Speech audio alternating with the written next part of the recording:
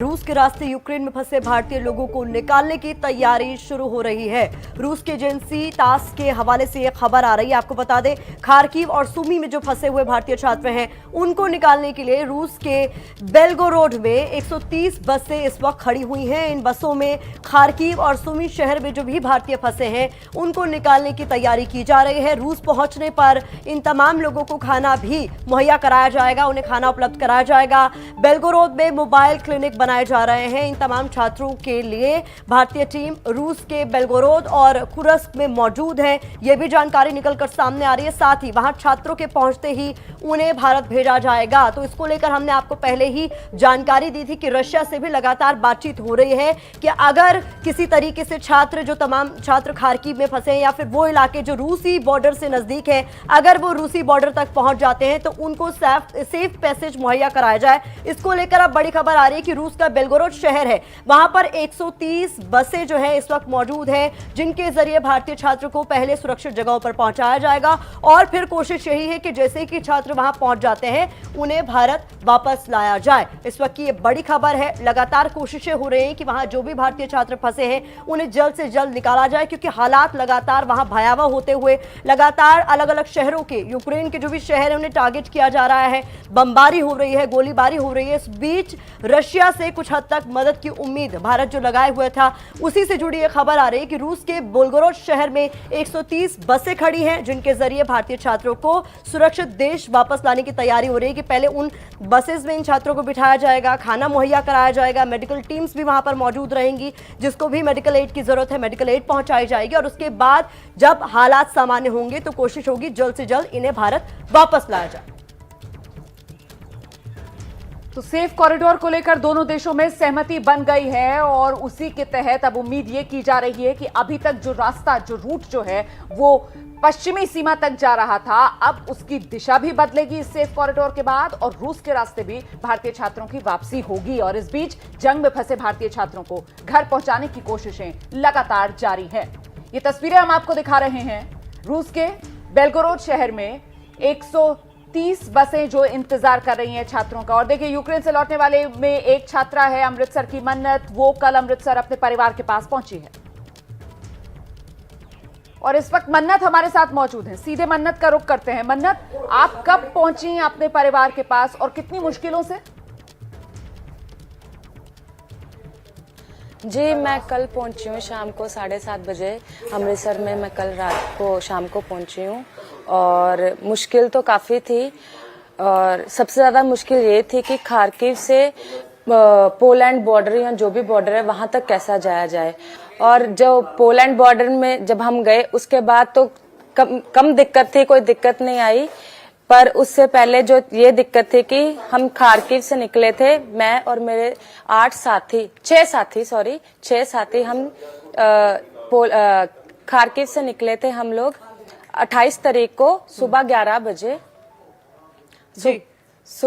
बजे हम निकले थे और हम लोग पहले टैक्सी करवा रहे थे पर टैक्सी हो नहीं रही थी और हमने सोचा कि हम वहां से पैदल चले, बट टैक्सी हो गई। 1 घंटा लगा, हमने ज्यादा पैसे पे करके टैक्सी करवाई और हम रेलवे स्टेशन पहुंचे और वहां पे काफी ज्यादा क्राउड था और हमें एक टाइम पे लगा कि हमसे ट्रेन नहीं पकड़ी जाएगी। वहां के टाइम के 3 बजे ट्रेन थी जो लवीव जाने वाली थी जी। और हम लोग वहां खड़े सोच रहे थे पर हम वहां पे धक्का मुक्की तो चलो चल ही रही थी, तो हम आगे चले और वहां से निकल गए। वो पहले प्रेफरेंस तो यूक्रेनियन लोगों को दे रहे थे कि पहले यूक्रेन के लोग वहां से निकाले जाएं, यूक्रेनियन गर्ल्स और छोटे बच्चों को, पर साथ में हम लोगों को भी निकाल दिया। मेरे साथ मेरी 2 और सहेलियां थी, पर साथ में हमारे साथ 3 और लड़के थे, वो उनको निकाल नहीं रहे थे। उनके साथ उनको मारा भी गया,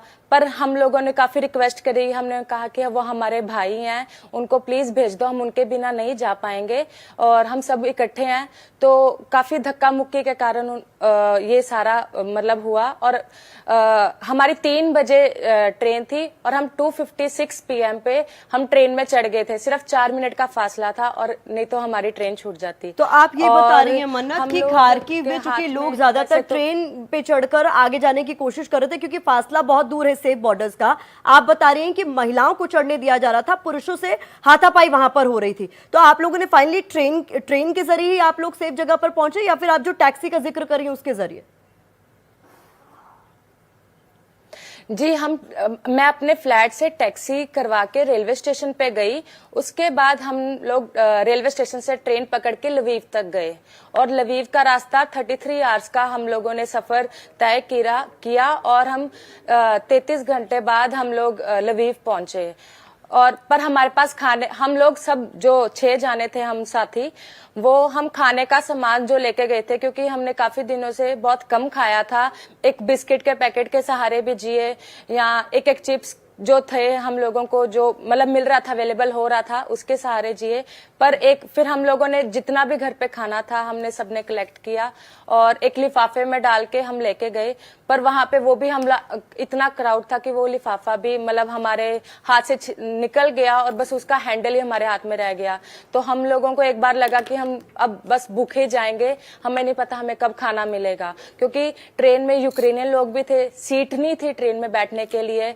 और वहां पे हम पहले काफी देर थोड़े खड़े हुए, फिर थोड़े लोगों ने देखा हम लोगों को कि हाँ हम काफी देर से खड़े हैं, फिर हमें थोड़ी सीट मिली और हम बैठ के गए। फिर वहां पे कुछ और साथी थे जो मेरे जूनियर्स थे वहां पे, उनके पास खाने का थोड़ा सामान था, तो हम लोगों ने शेयर करके खाया और 33 आवर्स हम लोग वहां गए लगे हम लोगों को। फिर कि हमें बस एक और डर था कि कीव में कुछ हमारे साथ ना हो जाए, क्योंकि वो ट्रेन कीव से भी निकलनी थी और रात को हम 12 बजे कीव पहुंचे और हम बस एक ही प्रेयर कर रहे थे कि यहाँ से जितनी जल्दी हो सकता है निकल जाएं।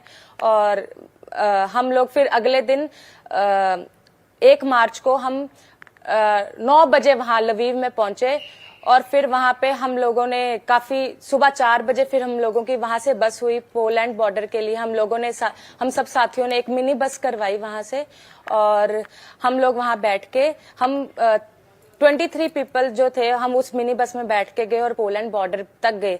पर ये जो सफर था, मेरे को पता नहीं कि मैं बातों से आपको लग रहा है कि कुछ होगा, पर हमें पता है, हम सबको पता है कि हमने एक कैसे सफर तय किया, कितना भगवान को याद किया, रोए, घर वालों से बात किया। एक बार मतलब उससे एक दिन पहले हम सब एक छोटी सी हिम्मत हार चुके थे कि शायद हम अपने घर नहीं पहुंच पाएंगे, पर एक दूसरे की हिम्मत देख के हमने कहा यहाँ से हम जितनी जल्दी हो सकता निकलें। क्योंकि हम लोगों ने ट्विटर पे ट्वीट पढ़ ली थी पुतिन की कि उसने न्यूक्लियर असाइन कर दिया है और अगर आपको अपनी जान बचानी है आप जितनी जल्दी हो सकता है निकल जाओ, नहीं तो मैं कुछ भी कर सकता हूँ। तो हमें फटाफट हम वहां से हमने निकलने की कोशिश करी। चलिए, तो आपने बताया कि खार्किव 28 फरवरी आपने अपना ये सफर शुरू किया, आप जहां पर थी वहां से रेलवे स्टेशन पहुंची, रेलवे स्टेशन से मुश्किल के साथ आपने ट्रेन बोर्ड की और फिर सुबह करीब 11 बजे आप लोग निकले थे और अगले दिन 1 मार्च को आप लीव पहुंचे कीव होते हुए, राजधानी कीव होते हुए। तो ये बताइए, फिर वहां से पोलैंड बॉर्डर गए और पोलैंड बॉर्डर से जाहिर सी बात है आप आए होंगे वॉर्सो और वहां से आपने फ्लाइट ली होगी हिंदुस्तान के लिए। लेकिन मुझे ये बताइए ट्रेन का सफर, क्योंकि अभी तक हम जितने छात्रों से बात कर पा रहे हैं वो ये मुश्किल तो बता रहे हैं कितनी मुश्किल हुई उनको ट्रेन बोर्ड करने में, लेकिन क्योंकि आपने कहा ना कि कीव में भी ट्रेन का हॉल्ट था और वहां पर भी आप लोगों को डर लग रहा था कि कुछ अनहोनी ना हो जाए, तो ट्रेन के अंदर किस तरीके का माहौल था? वहां पर भी क्या हॉस्टाइल एनवायरनमेंट काफी ज्यादा था? जाहिर सी बात है डर तो लग ही रहा होगा कि कहीं बाहर से हमला ना हो जाए, लेकिन अंदर कैसा माहौल था? अंदर का ये माहौल था कि बैठने की पहली बार जगह नहीं थी और वहां पे वैसे बहुत ठंड होती है, वहां पे बसेस ट्रेन में भी हीटर लगे होते हैं, पर इतना रश के कारण इतनी सफोकेशन थी, ट्रेन की खिड़कियां नहीं खुल रही थी और बाथरूम जाने की भी बहुत ज्यादा दिक्कत हो रही थी। और कुछ छोटे बच्चे थे जो जूनियर्स थे, उन लोगों को उन्होंने कहा कि हम लोग आपको पैसे एक्स्ट्रा दे देते हैं, हमें कैसे भी करके इस ट्रेन में बोर्ड करवा दो। तो उन लोगों को उन्होंने वहां के हिसाब से 1500 ग्रीवेंस दे के बैठे और उनको ठंड में एक कैबिन में बिठा दिया कंबल दे के कि आप यहाँ बैठ जाओ। तो वो कहते हैं हम ठंड में बैठ जाएंगे पर हमें यहाँ से निकाल दो। और बाकी वहां के जो लोग थे काफी मतलब दिक्कत तो थी वहां पे बैठने की। पर अगले दिन जब सुबह मतलब 33 आवर्स लगे। जो अगले दिन 1 मार्च को सुबह 11 बजे वहां के लोगों ने हम लोगों को काफी खाने को दिया। जो नॉन वेज खाते, चिकन खाते, उनको वो दिया। जो वेज जो थे उनको वेज मोमोज दिए, ब्रेड्स दी और बिस्किट्स वगैरह दिए कि आप लोगों ने कल से कुछ नहीं खाया। पानी दिया, चाय दी कि आप लोग सारा मतलब अपना खाओ पियो, कोई बात नहीं, हम आपको सेफली वहां पहुंचा देंगे। ये सब हेल्प यूक्रेनियन पीपल ने हम लोगों की करी। बहुत बहुत शुक्रिया मन्नत, एबीपी न्यूज को वक्त देने के लिए। और आपके चेहरे की मुस्कान बता रही कि राहत की सांस आपने ली होगी घर पहुंचकर, परिवार वालों के पास पहुंचकर।